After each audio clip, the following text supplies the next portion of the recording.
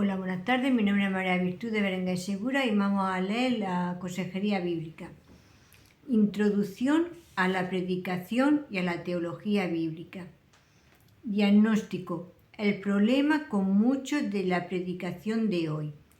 En el marco de la Asociación de Iglesias a la que pertenezco, la Convención Baptista del Sur, la batalla por la inerrancia de la Escritura puede haberse ganado. Sin embargo, ni nosotros ni otras iglesias o denominaciones evangélicas que han ganado batallas similares debemos felicitarnos muy pronto. Las iglesias conservadoras pueden abrazar la inerrancia de la Escritura, pero en la práctica todavía niegan la suficiencia de la palabra de Dios.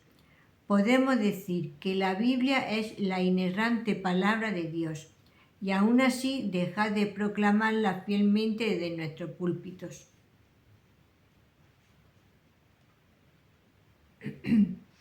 De hecho, hay un hambre por la palabra de Dios en muchas iglesias evangélicas hoy. La serie de sermones característica lleva en sus títulos series de televisión. La predicación a menudo se concentra en medidas para un matrimonio feliz o cómo criar hijos en nuestra cultura. Los sermones sobre el asunto de familia, por supuesto, son relevantes y necesarios, pero dos problemas surgen con frecuencia. En primer lugar, lo que las Escrituras dicen acerca de estos temas se descuida a menudo.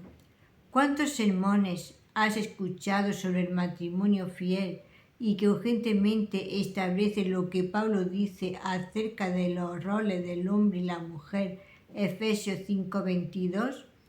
¿O nos avergonzamos por lo que dicen las Escrituras? En segundo lugar, lo que es más grave, tales sermones son casi siempre predicados en el plano horizontal. Ellos se convierten en los ganchos semanales de la congregación y la cosmovisión teológica que impregna la palabra de Dios y que es el fundamento de toda la vida pasa desapercibido. Nuestros pastores se han convertido en moralistas, dando consejos de cómo vivir una vida feliz semana tras semana. Muchas congregaciones no se dan cuenta de lo que está sucediendo porque la vida moral que esas predicaciones elogian concuerda, al menos en parte, con las Escrituras. Habla a las aparentes necesidades de creyentes, tanto como no creyentes. Los pastores también creen que deben llenar sus sermones con historias e ilustraciones, de manera que las anécdotas fortalezcan los puntos morales. Todo buen predicador usa ilustraciones, pero los sermones pueden llegar a estar tan llenos de historias que han quedado privados de toda teología. He oído a evangélicos decir con mucha frecuencia que las iglesias evangélicas lo están haciendo bien con respecto a la teología, porque las congregaciones no se están quejando de lo que se les enseña. Esta observación es bastante aterradora. Nosotros como pastores tenemos la responsabilidad de anunciar todo el consejo de Dios. Hechos 20:27. No podemos depender del sentir de la congregación para determinar si estamos cumpliendo con nuestra vocación. Tenemos que confiar en lo que las Escrituras demandan. Puede darse el caso que una congregación no ha sido enseñada con seriedad en la palabra de Dios, de modo que no se dan cuenta de cómo nosotros, los pastores, estamos fallando. Pablo nos advierte que entrará en medio de vosotros lobos rapaces que no perdonarán al rebaño.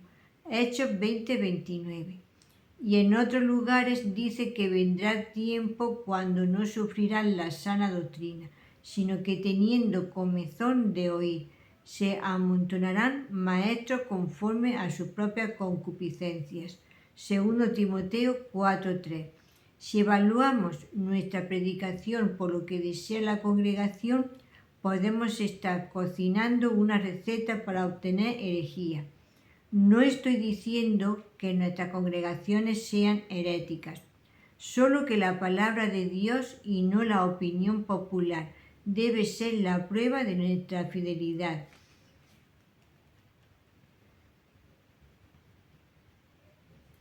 Es el llamado de los pastores a alimentar el rebaño con la palabra de Dios, no complacer a las personas con lo que desean escuchar. Muy a menudo nuestras congregaciones están mal formadas por aquello que predicamos. Piensa en lo que ocurre cuando le damos de comer a la congregación una dieta constante de predicación moralista. Los niños pueden aprender a ser amables, a perdonar, a amar y a ser un buen marido o esposa. Todas cosas buenas, por supuesto. Su corazón puede ser motivado y aún edificado, pero en la medida en que el fundamento teológico se descuida, el lobo de la herejía se disimula cada vez más y se acerca con gran peligro. ¿Cómo? No porque el pastor mismo sea herético. Él puede ser plenamente fiel y ortodoxo en su teología. Sin embargo, infiere teología en todas sus predicaciones, pero descuida el predicar su congregación la historia y teología de la Biblia. En la próxima generación o dos, por lo tanto, la congregación sin querer y sin saberlo, instala a un pastor más liberal. Este nuevo pastor también predica que la gente debe ser buena, amable y amorosa. También recarga la importancia de un buen matrimonio y relaciones dinámicas. La gente de las bancas no puede discernir la diferencia, ya que su teología suena como la teología conservadora del pastor que lo precedió. Y en un sentido es así, porque el pastor conservador nunca proclamó o predicó su teología abiertamente. El pastor conservador cree en la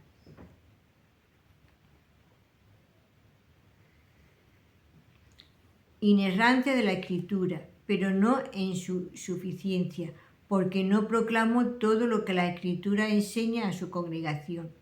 Nuestra ignorancia de la teología bíblica surge a la superficie constantemente.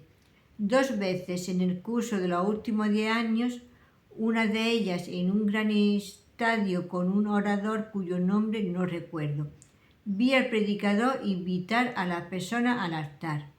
El sermón en el estadio estaba destinado a ser un sermón evangelístico, pero puedo decir honestamente que el evangelio no fue proclamado en absoluto.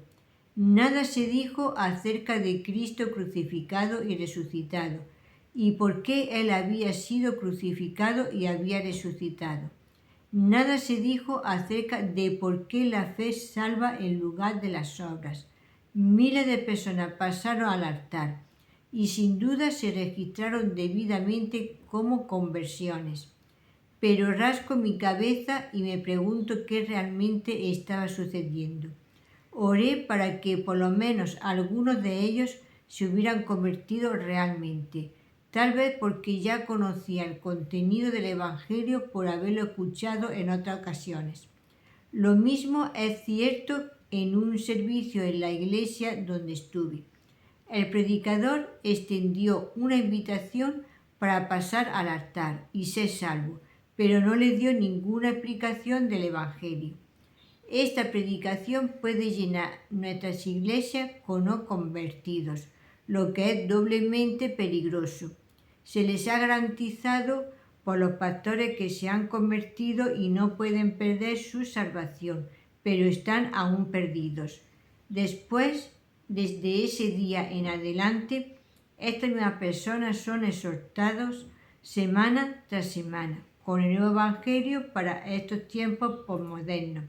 Sé bueno. Descubrimiento. ¿Qué es la teología bíblica? La solución a los problemas de la predicación superficial descrito en la primera parte es muy sencilla. Los pastores deben aprender a utilizar la teología bíblica en su predicación. Sin embargo, aprender a hacer esto nos obliga a preguntar, ¿qué es la teología bíblica? Teología bíblica y sistemática. La teología bíblica, a diferencia de la teología sistemática, se centra en la historia bíblica. La teología sistemática, aunque está sustentada por la teología bíblica, es intemporal. Don Carson afirma que la teología bíblica está más cerca del texto que la teología sistemática. Apunta a lograr una verdadera sensibilidad con respecto a la especificidad de cada cuerpo y busca conectar los diversos cuerpos utilizando sus propias categorías. Por lo tanto, lo ideal es la teología bíblica que se erige como una especie de puente entre la exégesis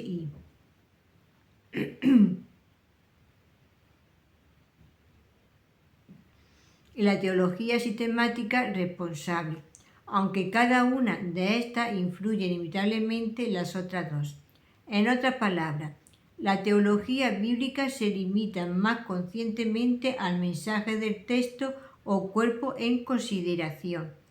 Esta pregunta, ¿qué temas son centrales a los escritores bíblicos en su contexto histórico?, así como los intentos de descubrir la coherencia de esos temas. La teología bíblica se centra en la historia de la Escritura, el desarrollo del plan de Dios en la historia de la redención. Como vamos a examinar más detenidamente la parte 3, esto significa que debemos interpretar y predicar cada texto en el contexto de su relación con el conjunto de la historia bíblica. La teología sistemática, por otra parte, plantea preguntas sobre el texto que reflejan las preguntas o inquietudes filosóficas de la época. También puede, al final, explorar los temas que están implícitos en escritos bíblicos, pero que no reciben atención sostenida en el texto. Aún así, debe ser evidente que toda la teología sistemática digna de este nombre se basa en la teología bíblica.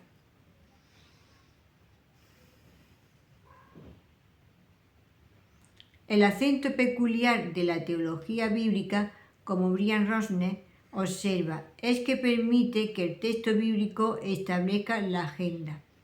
Kevin Van Nozer articula el papel específico de la teología bíblica al decir que la teología bíblica es el nombre de un método de interpretación de la Biblia, en la que se supone que la palabra de Dios es textualmente mediada a través de las diversas obras literarias e históricamente condicionada a las palabras de los seres humanos o de manera más positiva.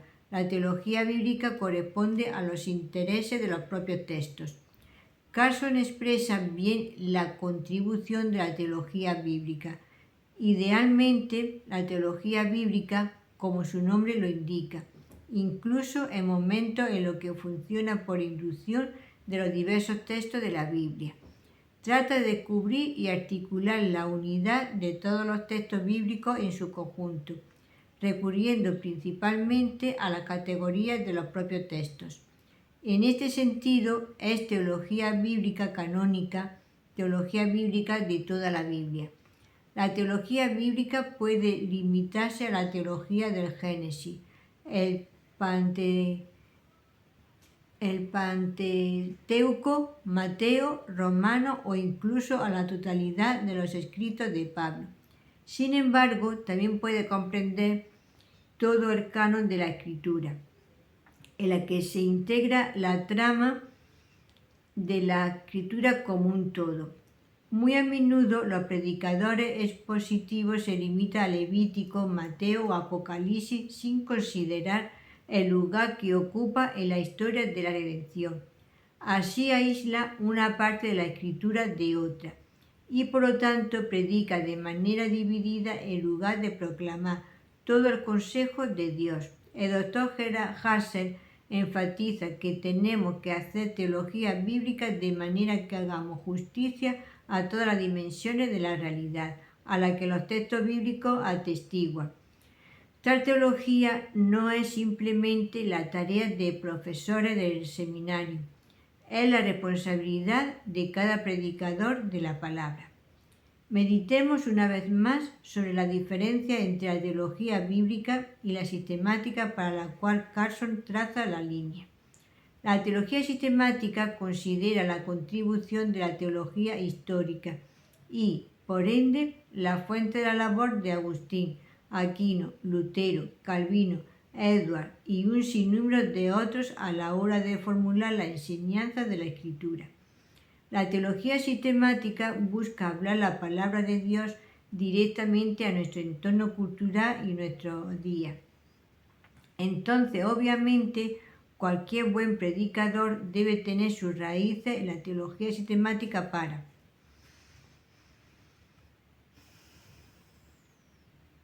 hablar con una profunda y poderosa palabra a sus contemporáneos.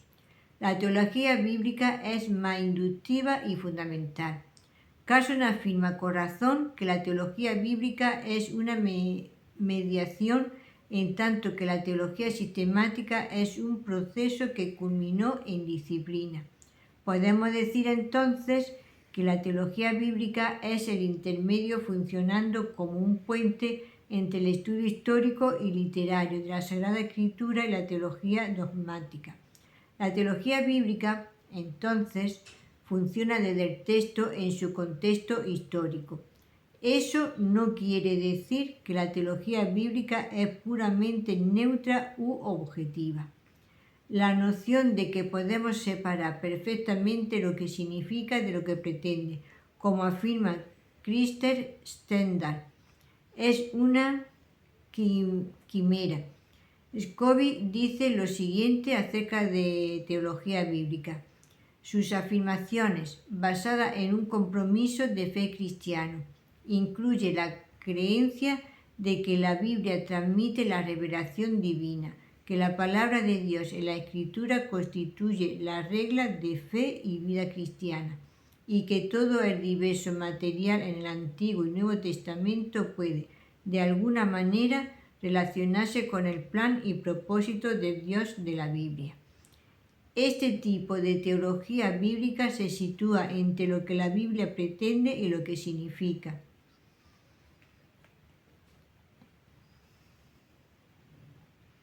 Se desprende entonces que la teología bíblica no se limita solo al Nuevo Testamento o al Antiguo Testamento, sino que considera ambos testamentos juntos como la palabra de Dios. De hecho, la teología bíblica trabaja de la noción de que el canon de la Escritura funciona como la norma y, por tanto, ambos testamentos son necesarios para descubrir la teología de las Escrituras. Equilibrio entre el Antiguo y el Nuevo Testamento. Existe una maravillosa dialéctica entre el Antiguo y el Nuevo Testamento al hacer teología bíblica. El Nuevo Testamento representa la culminación de la historia de la redención iniciada en el Antiguo Testamento y por lo tanto la teología bíblica es por definición una teología narrativa. Captura la historia de las palabras salvíficas de Dios en la historia.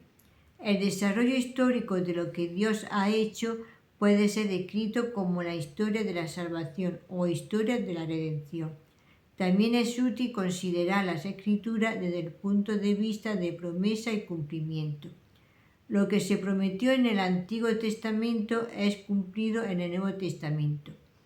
Debemos tener cuidado de borrar la particularidad histórica de la revelación del Antiguo Testamento para erradicar el contexto histórico en que nació. Por otro lado, tenemos que reconocer el progreso de la revelación del Antiguo Testamento en el Nuevo. El progreso de la revelación reconoce el carácter preliminar del Antiguo Testamento y la palabra definitiva que viene en el Nuevo Testamento. Decir que el Antiguo Testamento es preliminar no anula su función primordial, pero solo podemos entender el Nuevo Testamento cuando hemos comprendido el significado del Antiguo Testamento y viceversa. Algunos se resisten a abrazar la tipología, pero este tipo de enfoque es fundamental en la teología bíblica, ya que es una categoría empleada por los escritores bíblicos. ¿Qué es la tipología? La tipología es el divino propósito de establecer correspondencia entre los eventos, personas y las instituciones en el Antiguo Testamento y su cumplimiento en Cristo en el Nuevo Testamento, como cuando Mateo se refiere en el Evangelio al regreso de Egipto de María, José y Jesús en el lenguaje de la salida de Israel de Egipto. Mateo 2.15, Éxodo 4, 22 al 23, Oseas 11.1. Por supuesto, no solo autores del Nuevo Testamento observan esta correspondencia divinas. Autores del Antiguo Testamento también lo hacen. Por ejemplo, Isaías y Oseas, al predecir un nuevo éxodo que tomó como modelo el primer éxodo. De la misma manera, el Antiguo Testamento espera un nuevo David, que será aún mayor que el primer David. Podemos ver en el Antiguo Testamento entonces una escalada en la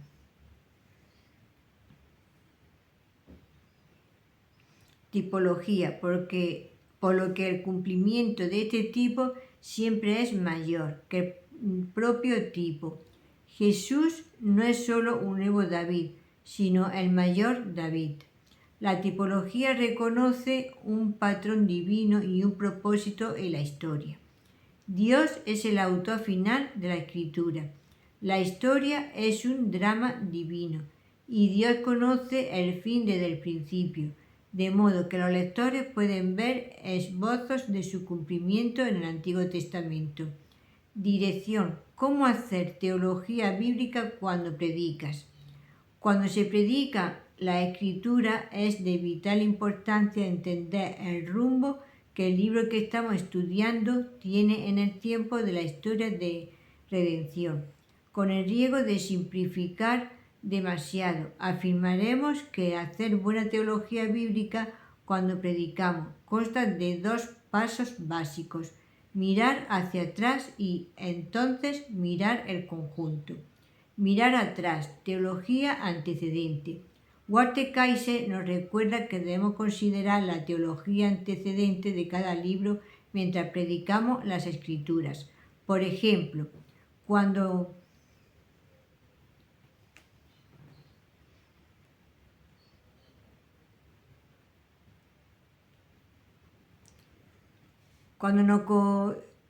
vamos a ver.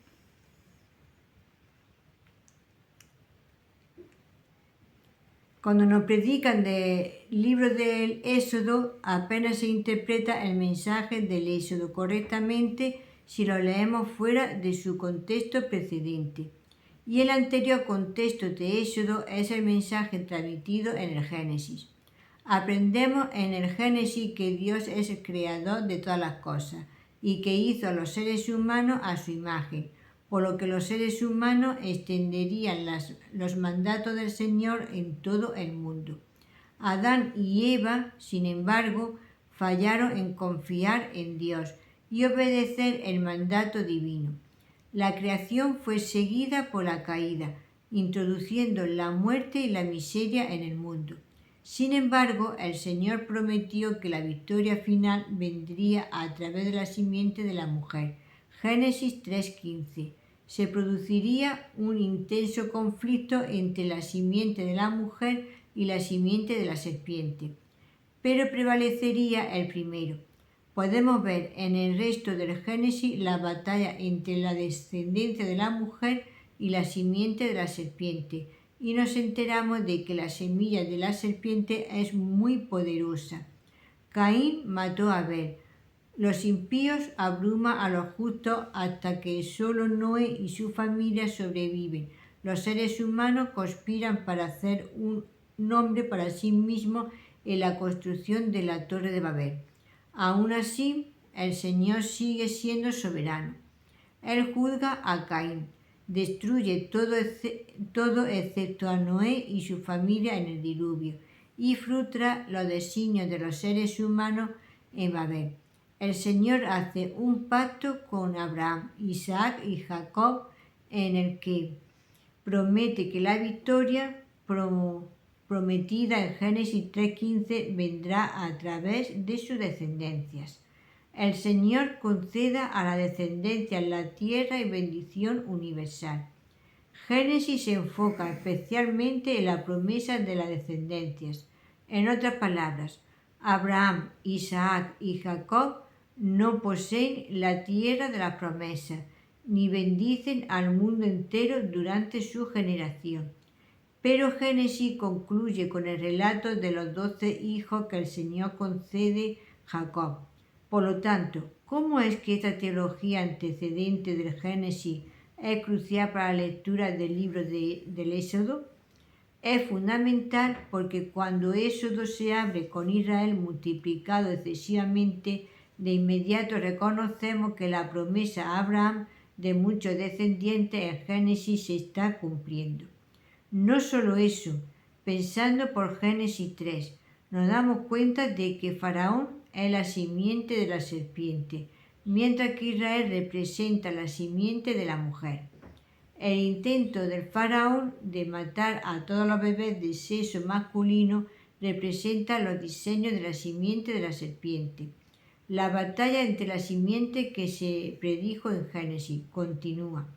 En la tarea de seguir a través del Éxodo y en el resto del Pentateuco, podemos ver que la liberación de Israel de Egipto y la promesa de conquistar Canaán también representa un cumplimiento del pacto de Jehová con Abraham. La promesa de la tierra ahora está comenzándose a cumplir. Por otra parte, Israel ahora funciona, en cierto modo, como un nuevo Adán, en una nueva tierra. Igual que Adán, se van a vivir en fe y obediencia en el lugar que el Señor les ha dado. Si tuviéramos que leer Éxodo sin haber sido informados del mensaje antecedente de Génesis, no podríamos percibir la importancia de la historia. Queremos leer el texto aparte de su contexto y caemos víctimas de una lectura arbitraria. La importancia de la teología antecedente es evidente en todo el canon y tenemos que contentarnos con algunos otros ejemplos. Por ejemplo, la conquista de Josué debe interpretarse a la luz del pacto con Abraham, para que la posesión de Canaán sea entendida como el cumplimiento de la promesa a Abraham.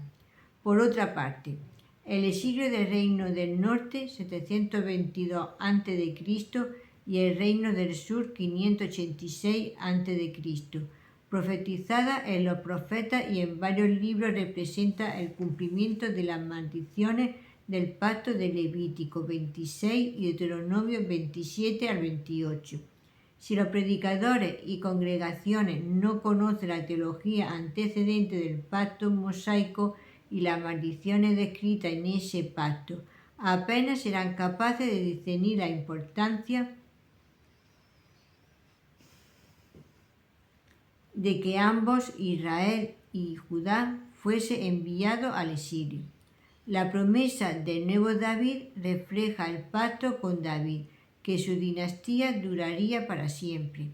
El día del Señor, el cual es tan prominente en los profetas, debe ser interpretado a la luz de la promesa hecha a Abraham. Y lo mismo es cierto en el Nuevo Testamento, por supuesto. Apenas podemos comprender la importancia del reino de Dios en los evangelios sinópticos si no conocemos la historia del Antiguo Testamento o ignoramos los pactos de Dios y las promesas de Israel. La importancia de que Jesús es el Mesías, el Hijo del Hombre y el Hijo de Dios, tiene todas sus raíces en la revelación anterior. El libro de los Hechos, según el mismo Lucas indica en su introducción, es una continuación de lo que Jesús comenzó a hacer y enseñar, y por lo tanto se informó de ambas fuentes, el Antiguo Testamento y el ministerio, la muerte y la resurrección de Jesús. La epístola se fundamenta también en la gran obra de salvación realizada por Jesucristo y clarifica y aplican el mensaje de salvación y el cumplimiento de la promesa de Dios a las iglesias establecidas.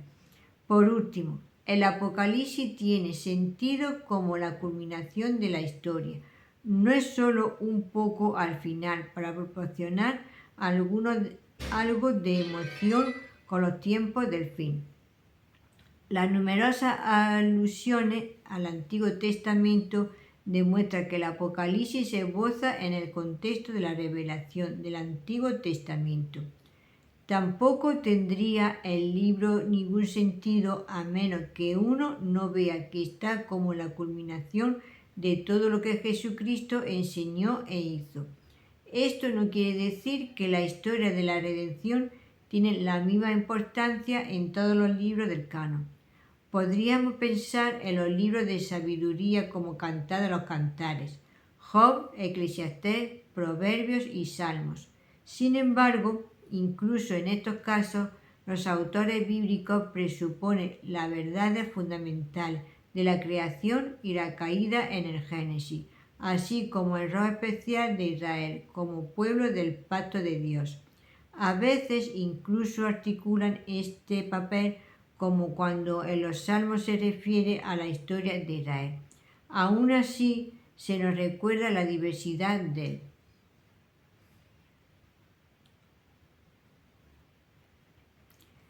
canon y reconocemos que no todas las piezas de la literatura tienen la misma función. La verdad principal para los predicadores es que se debe predicar de tal manera que pueda integrar sus sermones en la mayor historia bíblica, la historia de la redención. Quienes se sientan a escuchar las predicaciones tienen que ver el panorama general de lo que Dios ha hecho y de la manera en que cada parte de la Escritura contribuye a la calidad de esa imagen, lo cual nos lleva a mirar el conjunto predicación canónica. Como predicadores no debemos limitarnos solo a la teología antecedente. También debemos considerar el conjunto de la Escritura, el testimonio canónico que tenemos ahora en el ministerio, la muerte y la resurrección de Jesucristo. Si solo nos predican teología antecedente, no trazaremos con precisión la palabra de verdad, ni podremos presentar el mensaje del Señor a la gente de nuestros días. Cuando predicamos de los primeros capítulos del Génesis, entonces también debemos proclamar que la simiente de la mujer es Jesucristo y que la caída de la creación en inhabilidad se invierte a través de la obra de Jesucristo. Romanos 8:18. Nuestros oyentes deben ver que la vieja creación no tiene la última palabra, sino que hay una nueva creación en Cristo Jesús. Debemos mostrarles en el libro de Apocalipsis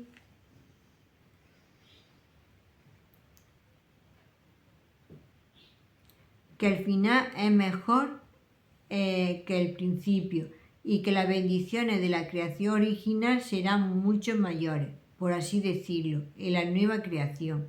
Así también, ¿qué podemos decir como predicadores cuando predicamos de Levítico si no lo predicamos a la luz del cumplimiento que ha llegado en Jesucristo?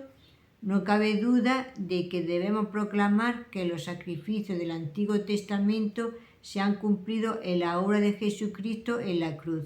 Además, la normativa relativa a las leyes de la alimentación y la limpieza debe interpretarse canónicamente, para que se entienda que el Señor no nos llama a seguir las leyes de la alimentación o la limpieza. Estos reglamentos apuntan a algo más, a la santidad y la nueva vida que estamos viviendo como los creyentes. 1 Corintios 5:6, 1 Pedro 1:15. Tampoco es el caso que los creyentes estén todavía bajo la ley mosaica, ya que el Nuevo Testamento lo enseña claramente. Gálatas 3:15 al 4:7, 2 Corintios 3:7. El antiguo pacto fue destinado a estar en vigor durante un periodo determinado de la historia de la salvación. Ahora que el cumplimiento en Cristo ha comenzado, ya no estamos bajo el pacto que el Señor ha instituido con Israel. Por lo tanto, es un error pensar que las leyes vinculadas para Israel como una nación deberían servir como paradigma de los estados-nación en la actualidad, según promulga por los reconstruccionistas en nuestros días. Tenemos que reconocer en nuestra predicación la diferencia entre Israel como pueblo de Dios y la Iglesia de Jesucristo. Israel era el pueblo teocrático de Dios, que ha de representar tanto al pueblo del pacto de Dios como a una entidad política. Pero la Iglesia de Jesucristo no es una entidad política con una carta de leyes de los estados nacionales. La Iglesia está compuesta de personas de cada pueblo, tribu, lengua y nación. La incapacidad para apreciar la diferencia entre el antiguo y el nuevo pacto podrían causar estragos en nuestras congregaciones. Si no entendemos la diferencia entre el antiguo pacto y el nuevo, vamos a tener dificultad. Por ejemplo, al predicar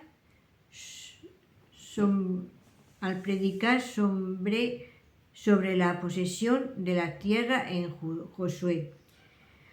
Sin duda, la promesa de la Iglesia de Jesucristo no es que vamos a poseer la tierra de Canaán. Más bien, al leer el Nuevo Testamento, nos enteramos de que la promesa de la tierra se entiende tipológicamente y también llega a tener su cumplimiento en el Nuevo Testamento. Hebreos explica que la promesa de descanso dada bajo Josué nunca tuvo la intención de ser el descanso final para el pueblo de Dios. Hebreos 3:7 al 4:13. Pablo explica que la tierra prometida a Abraham no puede limitarse a Canaán, sino que se ha universalizado para incluir todo el mundo. Romanos 4:13. Descubrimos en las epístolas a los hebreos que nosotros, como creyentes, no estamos en espera de una ciudad terrenal, sino de una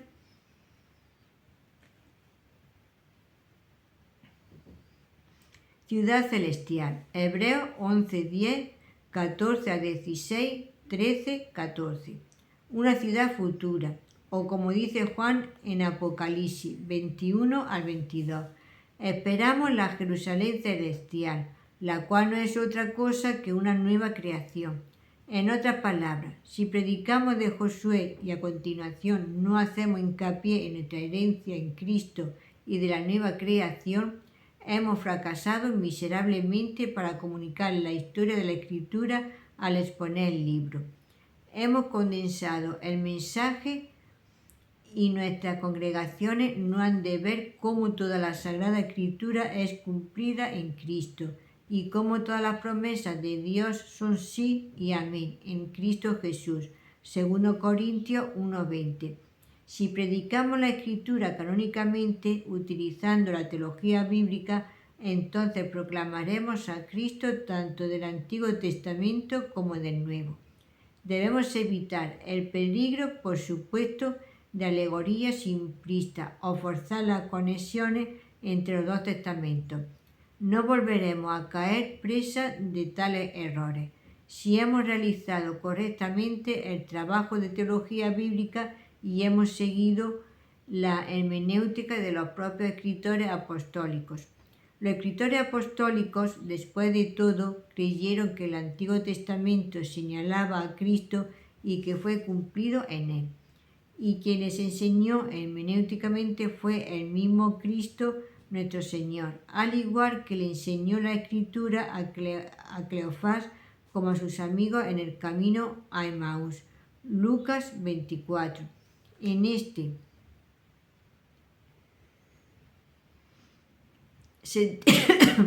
sentido, algunos han afirmado que la hermenéutica de los apóstoles fue inspirada, pero no debe ser imitada hoy. Ese punto de vista es erróneo, porque sugiere que el cumplimiento que los apóstoles han visto en el Antiguo Testamento no concuerda con lo que los textos significan realmente. Si este fuera el caso, las conexiones entre los testamentos son arbitrarias, y los apóstoles y Cristo mismo no sirven como modelo para interpretar el Antiguo Testamento hoy.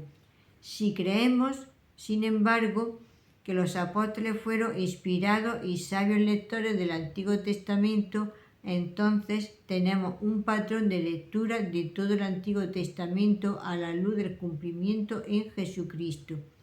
La historia y la estructura del Antiguo Testamento apuntan hacia Él y se completan en Él.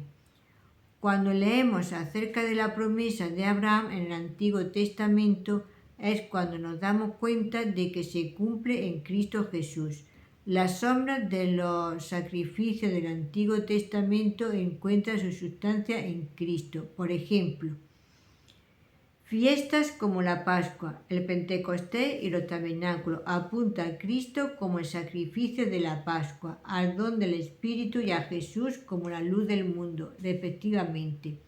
Los creyentes ya no están obligados a observar el sábado, ya que es también una de las sombras del antiguo pacto, Colosenses 2:16, Romanos 14:5, y pertenece a la alianza del Sinaí, que ya no está en vigor para los creyentes. Gálatas 3:15 al 4:7, 2 Corintios 3:4, Hebreos 7:11 al 10:18. El sábado prefiguraba el descanso que ha comenzado para nosotros ahora en Cristo y que será consumado en el cielo en el último día. Hebreos 3:12 al 4:11. El templo anticipaba a Cristo como el verdadero templo, mientras que la circuncisión encuentra su consumación en la circuncisión del corazón anclada en la cruz de Cristo y por la obra del Espíritu Santo. David, como rey de Israel y un hombre conforme al corazón de Dios, no representa el ápice de la monarquía. David es un tipo de Jesucristo. Cristo, el mayor David, vivió sin pecado. Él es el rey mesiánico que a través de su ministerio, muerte y resurrección ha inaugurado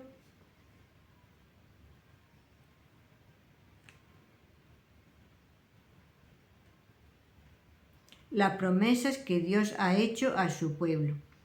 Si no predicamos el Antiguo Testamento, en términos de todo el canon, nos limitaremos a las lecciones morales en el Antiguo Testamento, o, lo que es muy probable, rara vez predicaremos desde el Antiguo Testamento. Como cristianos sabemos que gran parte del Antiguo Testamento ya no habla directamente a nuestra situación actual. Por ejemplo, Dios no ha prometido librarnos de esclavitud política como liberó a Israel de Egipto. La tierra de Israel es hoy políticamente inestable, pero los cristianos no creen que su alegría sea vivir en Israel, ni tampoco creemos que la adoración consista en ir al templo para ofrecer el sacrificio. Sin embargo, si no predicamos canónicamente el Antiguo Testamento a la luz de la teología bíblica, demasiado a menudo lo pasaremos por alto en la predicación cristiana. De este modo, no solo nos despojan de increíble tesoro de la palabra de Dios, sino que también dejamos de ver la profundidad y el carácter multifacético de la revelación bíblica. Tenemos que colocarnos en una posición donde leamos el Antiguo Testamento como Jesús y los apóstoles lo hicieron, y por lo tanto veamos que las promesas de Dios son sí y amén en Cristo Jesús.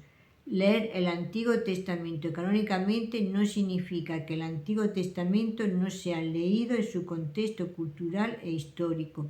La primera tarea de cada intérprete es leer el Antiguo Testamento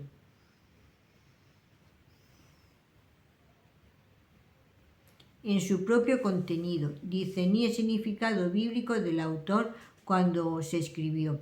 Además, como hemos explicado anteriormente, cada libro del Antiguo Testamento debe ser leído a la luz de su teología antecedente, por lo que la historia de la Escritura es confirmada.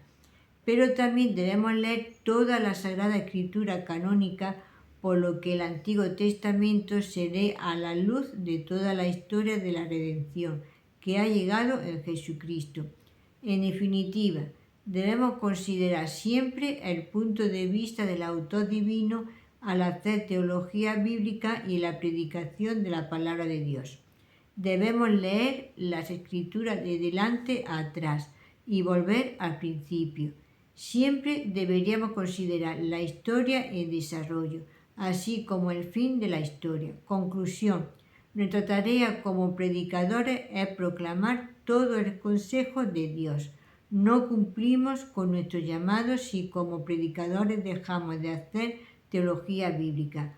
Puede que tengamos muchas felicitaciones de nuestra congregación por nuestras lecciones de valores y por nuestras ilustraciones, pero no estamos sirviéndole fielmente si no acaba de entender cómo toda la Escritura señala a Cristo y si no adquirimos una mejor comprensión de la historia de la Biblia.